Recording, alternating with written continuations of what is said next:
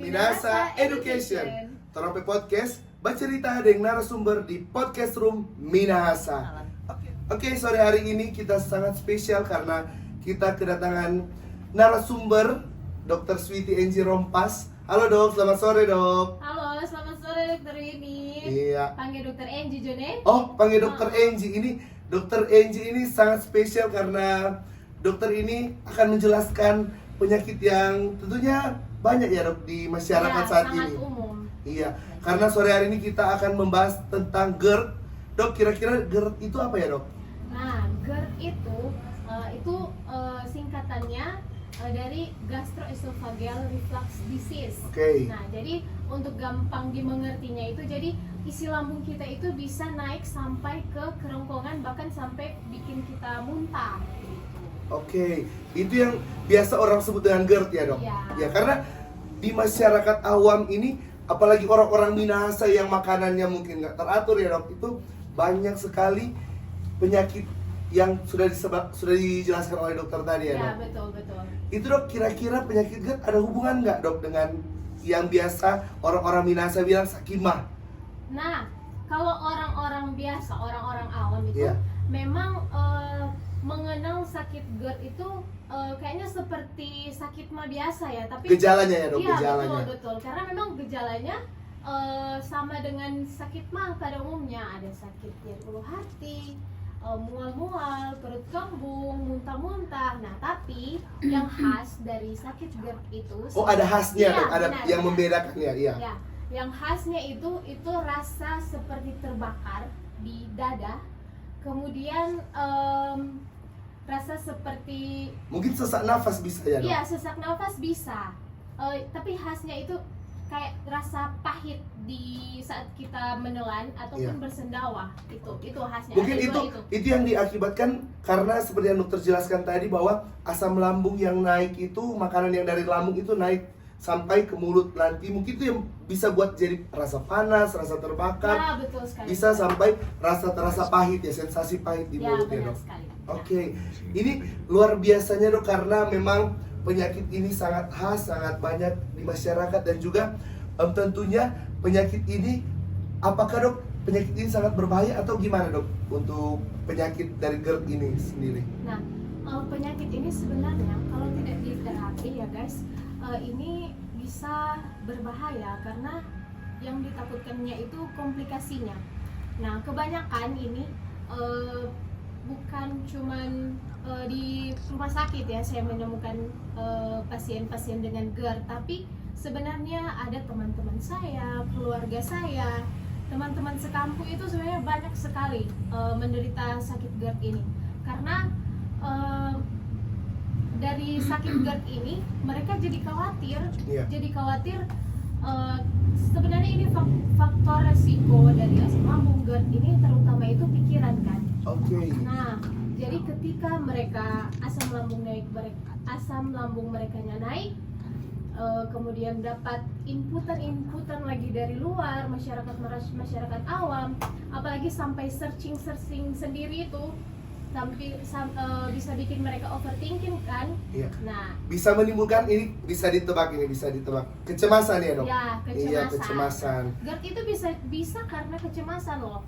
Oke, karena dari pikiran kita bisa memancing produksi yang berlebihan dari asam lambung itu sendiri ya dok? betul sekali, dokter. Oke, jadi ini informasi yang sangat penting juga dok dari dokter Enji bahwa ternyata bukan hanya dari pola makan saja ya dok, Ya, bukan dari pola makan tapi juga ini dari segi psikis, dari segi pikiran juga mempengaruhi. Betul sekali. Oke, ini luar biasa sekali informasi dari dokter Enji. Jadi untuk seluruh yang nonton hari ini, ternyata GERD itu juga psikis sangat menentukan juga. Walaupun mungkin sudah mengatur pola makan, tapi pikiran tidak.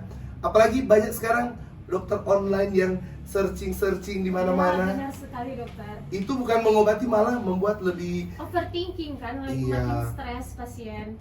takut dan gejalanya akan tentunya lebih berat tentunya ya betul dok. sekali. Oke, dok, ini sangat khas ya dok. Udah banyak kejadian-kejadian di mana memang internet itu sangat berpengaruh dok untuk Ya, kehidupan benar kita. sekali, dok. Tapi pengalamannya banyak pasien yang mungkin sudah mencari-cari informasi di luar mengenai penyakitnya. Kira-kira kalau pasien yang mungkin dengan gejala GERD yang mungkin dia berpikir, wah ini yang dijelaskan dokter Enci ini sudah mengarah ke penyakit yang dideritanya. Kira-kira dok, gimana cara untuk pasien yang sudah bergejala seperti itu untuk berobat nantinya dok? Oke, untuk caranya berobat ya. Iya. Tapi sih yang saya tarik tadi dari kesimpulannya dari dokter Winnie, Iya. sebenarnya sih untuk searching internet itu nggak apa-apa ya. Kita Iya. nggak apa-apa banget mengikuti perkembangan zaman. Tapi yang masalahnya itu ketika kita bisa menentukan terapi kita sendiri sebagai pasien. Oke. Nah, nggak apa-apa kita ya sudah kita berhak tahu kan tentang penyakit kita, tapi penting sekali kita berkonsultasi langsung dengan dokter atau ahlinya begitu. Nah, untuk pasien yang memang sudah merasakan gejala-gejalanya, tidak apa-apa untuk memeriksakan diri ke dokter agar supaya kita bisa berkonsultasi dengan apa yang sudah kita cari di internet ataupun ada inputan-inputan dari luar, dari saudara-saudara, teman-teman ataupun teman mungkin saudara yang sudah pernah mengalami GERD sebelumnya, karena segala sesuatu informasi yang kita dapatkan belum tentu benar. Ini bahwa yang menentukan terapi itu adalah seorang dokter, bukan Ya. diri sendiri. Walaupun informasi di internet itu sudah sangat banyak ya dok untuk informasi. Oke, penyakit GERD pengobatannya sekian-sekian, bisa langsung dibeli di apotek. Itu sebenarnya bisa dok, tapi tentunya gejala dari masing-masing pasien dan kebutuhan obat tentunya berbeda ya dok, Iya, dari benar. masing-masing pasien. Oke. Selanjutnya dok, kira-kira kalau misalnya dengan gejala yang berat, yang mungkin dokter sudah singgung tadi mengenai komplikasi yang berat dari GERD sendiri, kira-kira dok, apakah perlu perawatan di rumah sakit atau gimana ya dok itu? Nah, jadi saya mau cerita ya untuk mekanismenya. Jadi memang pertama pasien kan datang di rumah sakit dengan gejala-gejala yang umum biasanya, apalagi mereka pasti bilang, aduh sakit, kita punya ulu hati dok, rasa kembung, mual muntah. Nah, kadang mereka mungkin tidak menyebutkan mereka ada sakit dada, rasa terbakar, atau rasa pahit saat menelan. Nah, itu penting untuk kita sebagai dokter untuk anamnesis lebih lanjut untuk pasiennya. Nah, kita juga ada tersedia kuesioner khusus GERD itu. Nah, di situ akan kita anamnesis pasien lebih lengkap.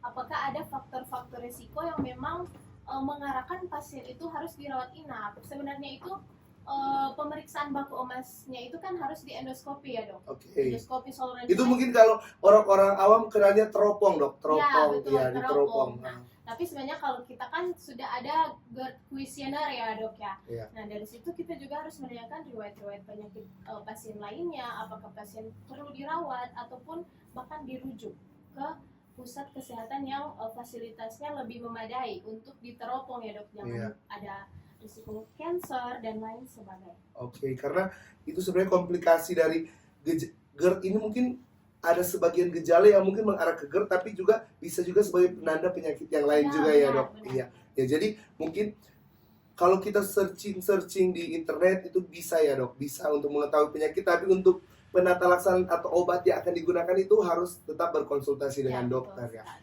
Oke, ini dok yang penting juga. Apakah kira-kira kalau pasien dengan gejala GERD atau dengan GERD itu dok, pengobatannya kira-kira akan membutuhkan waktu berapa lama, atau mungkin pengobatannya akan di stop dalam waktu berapa lama itu dok kira-kira? Ya, jadi untuk penata laksanaan GERD itu sendiri memang ada tahapan-tahapannya. Ada kita nanti akan memberikan terapi PPI test. Nah itu ada 2 minggu.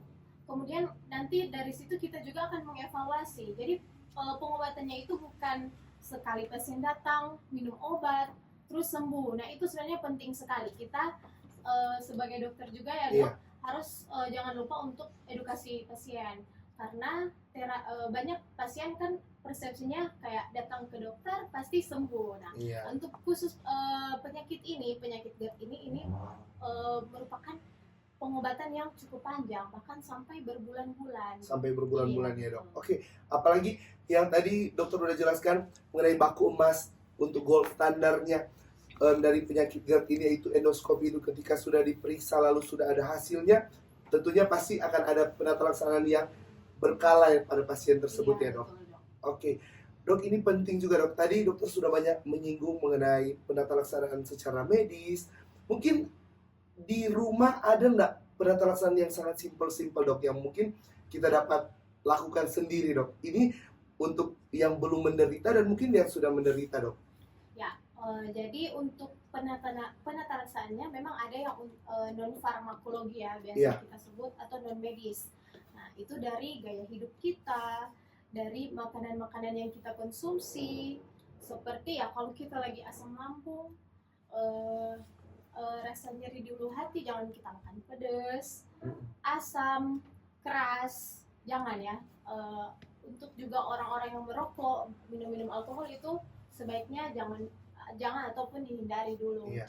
Nah, kemudian yang terpenting itu karena kan isi lambung kita naik ya ke kerongkongan sampai bikin kita sesak nafas juga bisa, sakit dada, Rasa panas di dada ya rasa dok. panas di dada. Terutama itu jangan tidur rata. Kalau bisa kita menggunakan 2 bantal. Kalau orang Minahasa bilang jangan menere dok. Iya, Harus jangan agak menere, agak ya. meninggi sedikit Ya, ya dok, harus agak meninggi. meninggi, Iya. betul. Jadi ini edukasi penting. Jadi jangan terlalu menere kalau tidur. Menere. Iya, oke. Ini sangat menarik sekali karena ternyata pencegahan dari penyakit yang ada bisa juga dengan modal yang sangat murah, yaitu mengatur pola makan, dengan tidur nggak terlentang ya dok, itu bahasa Ya, Indonesia ya, tidak terlentang, itu dapat mencegah terjadinya GERD. Dok, ini penting juga dok. Kira-kira apakah faktor usia dapat mempengaruhi dok untuk terjadinya GERD ini? Faktor usia ya. Iya. Kalau faktor usia sih saya tidak terlalu menekankan ya, tapi yang terpenting itu IMT atau indeks massa tubuh. Oke. Orang dengan kadar lemak, berat badan yang semakin tinggi itu lebih beresiko dari orang-orang yang IMT-nya normal ataupun di bawah normal. Iya. Oke, ini pesan penting juga bagi yang berat badan berlebihan ya, untuk menurunkan berat badan. Dokter Winnie ya, Dokter Winnie saya. Nggak dibahas. Ini bahas tentang GERD ya dok, bahas tentang GERD.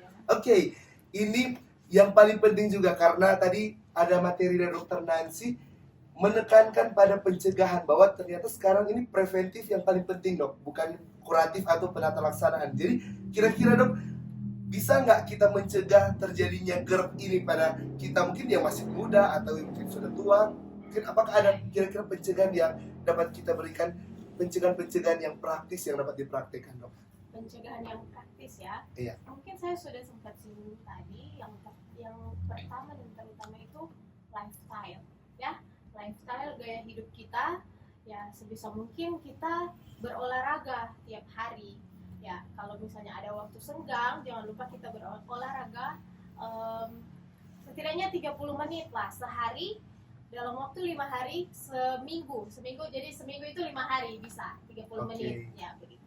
Terus yang pertama itu faktor pikirannya, psikis kita. Semakin kita stres, semakin kita overthinking, nah asam lambung kita itu akan terpicu, makin naik, itu yang bikin GERD itu bisa terjadi gitu. Dan juga ya makanan-makanan yang perlu kita hindari, seperti jangan terlalu banyak makan pedas. Kopi juga itu berpengaruh ya, kopi. Terus itu sih dok, Yang paling penting ya. ya. Oke. Gitu. Ya, jadi ini pesan-pesan yang penting bagi seluruh penonton yang ada. Jadi kita boleh mencegah secara pribadi tentunya, karena kesehatan itu sangat mahal ya dok. Kesehatan sangat mahal, walaupun memang sekarang kalau masuk rumah sakit itu kebanyakannya sudah gratis, tapi tentunya kesehatan jiwa dan tubuh kita itu sangat penting tentunya. Jadi lebih baik mencegah daripada mengobati ya dok. Tadi Dokter Angie sudah sempat menyinggung tentang aktivitas fisik. Ini Dokter Angie ini kalau kelihatan dari postur tubuhnya, dari raut wajahnya, ini kayaknya banyak berolahraga ya dok. Nanti mungkin ini di episode selanjutnya ya. Episode selanjutnya pasti kita akan bahas mengenai kesehatan jasmani lewat olahraga tentunya. Karena ini langsung dari narasumber yang luar biasa, seorang dokter tentunya. Oke, saya rasa sudah cukup dok. Terima kasih untuk kehadirannya saat ini. Sampai jumpa. Sampai jumpa.